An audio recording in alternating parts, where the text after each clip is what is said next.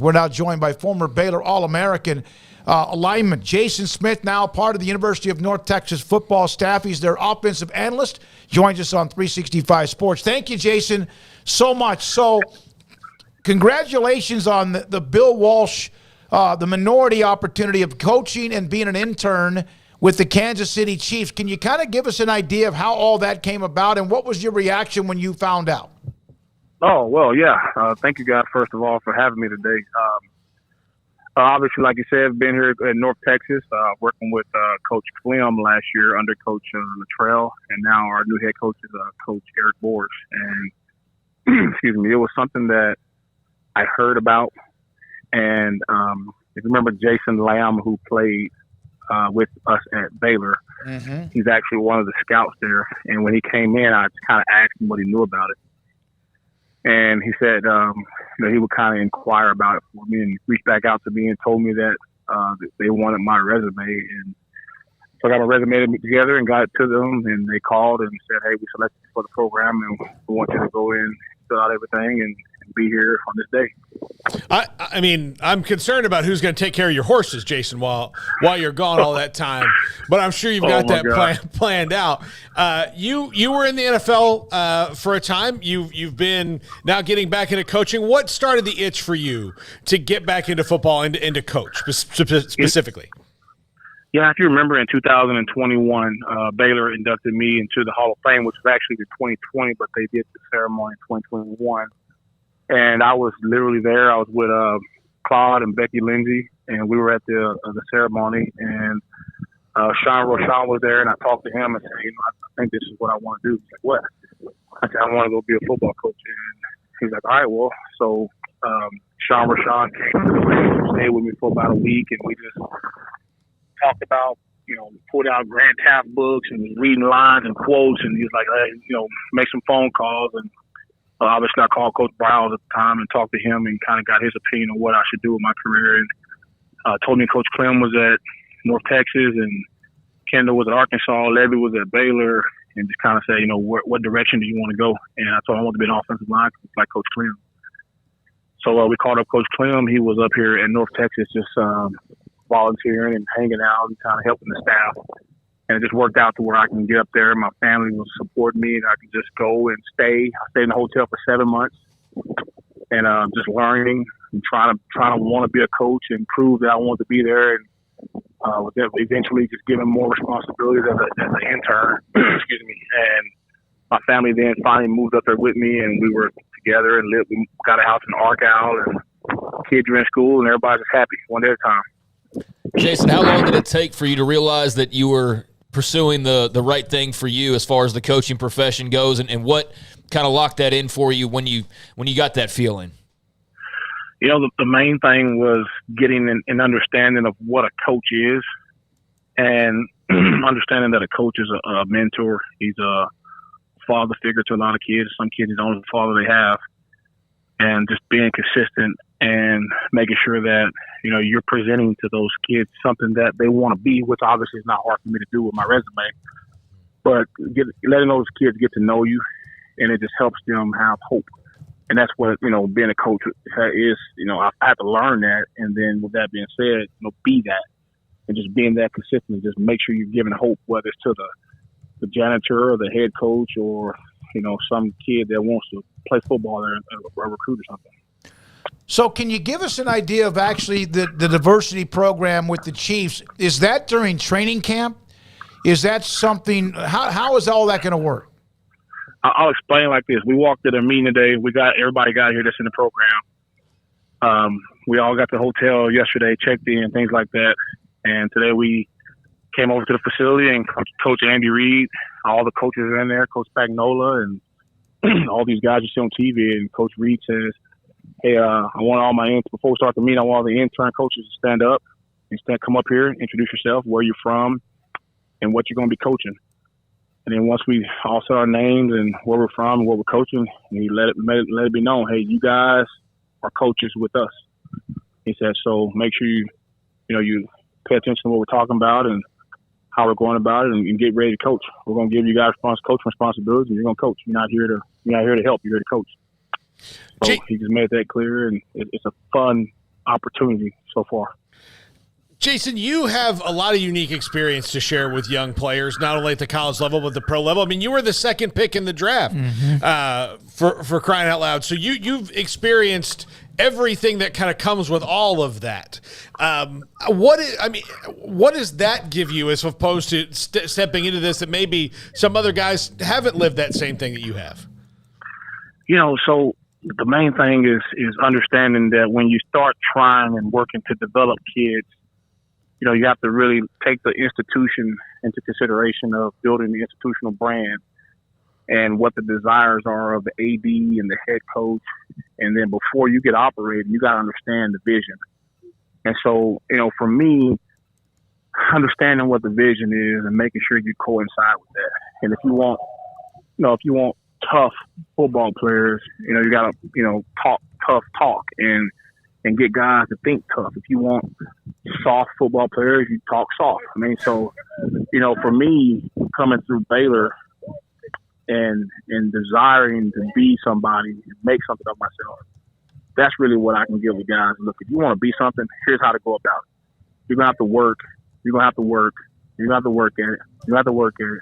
You have to sleep and dream about it, wake up and work on it, work at it again, work at it some more. And then at some point, you're going to fail. And when you fail, what did you learn? So what did you learn when you failed? Okay, now that you failed, all right, let's get back to work. And that's the thing that, I learned in college and that I teach our guys and on and off the field.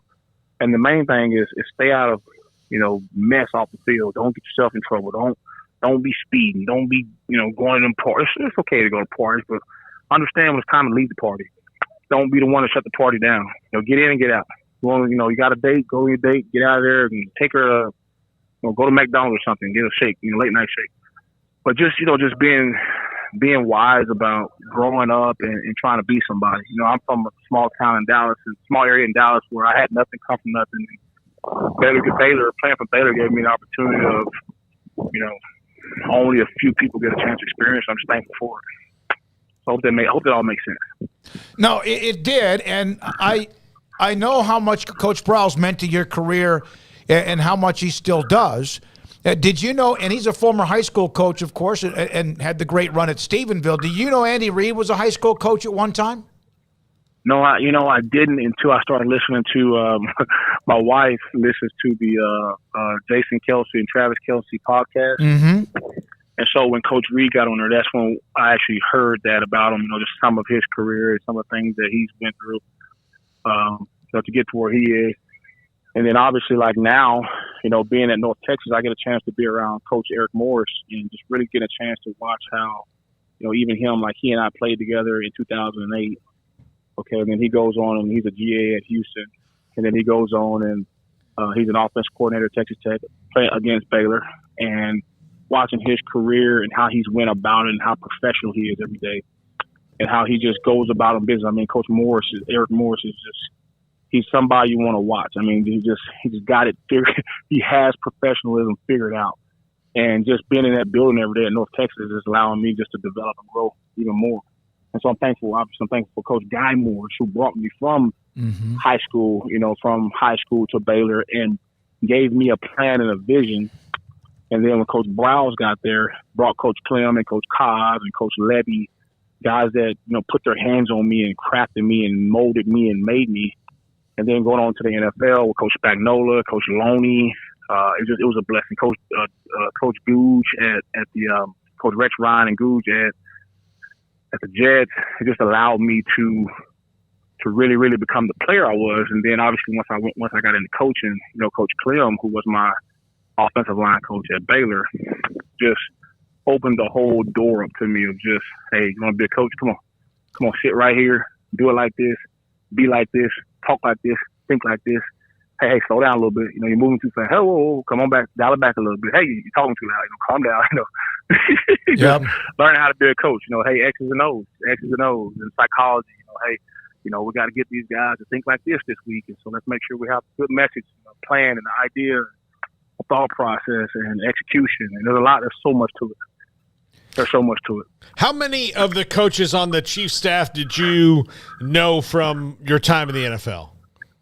So Coach Spagnuolo, who's the defensive coordinator at the Chiefs, is who drafted me to the Rams. I was his first draft pick, first rounder. I know Coach Reed from when I was getting drafted because I interviewed with him at the Eagles. I know Ted Cruz, who's the VP of Communications. And then now that I was in the room, I saw one or two more faces and names. I just don't remember the names, but I remember one or two of those coaches from the Rams that were on the defensive staff. But what I'm learning about this coaching thing is it's very much a family. I heard the word family about 3 times in the meeting today. It's very much a family of just guys that have common goals and their interests are aligned, and they're looking to help each other with this profession. And at the end of the day, we want to win ball games. You know, you sound like you have been coaching for 25 years. Oh, wow. I mean, Wow. you're kind of, you can almost feel like you're not robotic, but you're programmed. You could already kind of see it in who you've been able to have kind of touch you throughout your career as a player, and then post then you can tell that they've had a huge impact. And to be a part of this is a big deal, Jason. It means you also did things right along the way, and I think that speaks a lot for you. How often do you get to watch or keep up with your alma mater, Baylor? I watch them a lot, actually. So we're always playing the same time as them. And when you're in season, you're real focused on what you're looking at and tendencies and movements and patterns of what you're looking at, so you don't try to get off tack there. But last year we had a bye week, and I was able to come to the Baylor TCU game, and I was able to be on the field with Miss Becky Lindsay when she received her jersey for retirement. I think she was 20 years as the team's nurse, where she was doing IVs and just being a mom to the team, and which was a blessing. She had a birthday like last week. I was able to go and see her and Claude and the family there. But again, it's hard to follow and watch. But I have, like last summer, I kind of, I hypothetically showed up to the indoor with my son, let him run around a little bit. I met the elder kid in there and just encouraged him. The tight end, the one that got hurt last year, I think it's 84, 87. I was able to see him in there and just encourage him, and he kind of recognized my face on the wall and just told me, man, you guys keep working hard, man, for alma mater, and just want to win games. And obviously, Baylor's tattooed on me as somewhere I went and got an education, and I love the school and it's so much to it. And I'm thankful for, the time I spent there. And, but we have a task at North Texas, and we want to win a lot of ball games and play well up front of our offensive line and play physical football. And I always say we want a lot of little Jason Smiths out there running around, guys with a goal that want to run over somebody and get to that goal achieved. Well, you've done it, and I know you've got a future. You could tell, eating up with it. I love it. Jason, always appreciate your message. Congratulations on the Bill Walsh Diversity Program, being in Kansas City with the Super Bowl champions and a staff with Andy Reid, among others. Thanks for your time. Hey, thank you, guys, and thanks for the opportunity. And love you guys, love Waco, love Baylor. Appreciate you guys thinking of me and calling me today. Jason Smith, North Texas Offensive Analyst, now and the Diversity Program and at the Chiefs facility in Kansas City. And a legit